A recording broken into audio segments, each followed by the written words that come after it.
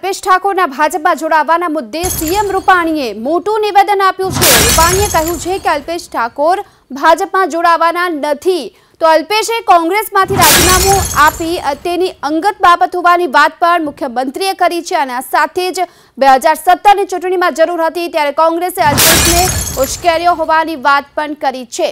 તો હાલમાં ભાજપમાં જોડાવા અંગે અલ્પેશ તરફથી કોઈ દરખાસ્ત આવી ન હોવાની વાત મુખ્યમંત્રી વિજય રૂપાણીએ કરી છે।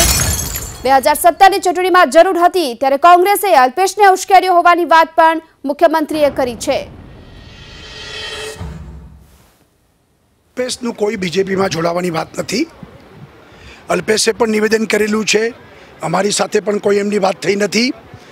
એમની કોંગ્રેસ સાથેની તકલીફો ઘણા વખતથી આપણે બધા જોતા હતા, સાંભળતા હતા, અને એનો વ્યક્તિગત પ્રશ્ન છે રાજીનામું આપવું નહીં આપવું, કોંગ્રેસમાં રહેવું નહીં રહેવું।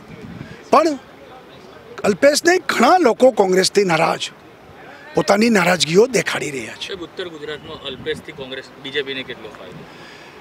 બીજેપીના ફાયદા કરતાં કોંગ્રેસને નુકસાન કોંગ્રેસવાળાને પૂછો, કારણ કે કોંગ્રેસે જ આ બધાને જરૂર હતી ત્યારે આગળ કરીને 17ની ચૂંટણીમાં આ ગુજરાતમાં જાતિવાદના આધાર ઉપર લોકોને ઉશ્કેર્યા હતા। હવે એ જ કોંગ્રેસ આ બધી વાતમાં ફસાયેલી છે। સસ્પેન્ડ કરી દીધો છે, ભાજપ સ્વીકાર કહું છું, હજી કોઈ એવી કોઈ વાત નથી। અલ્પેશે પણ ભાજપમાં જોડાવાની વાત કરી, એની પહેલાં હું કાંઈ બોલું એનો મતલબ નથી।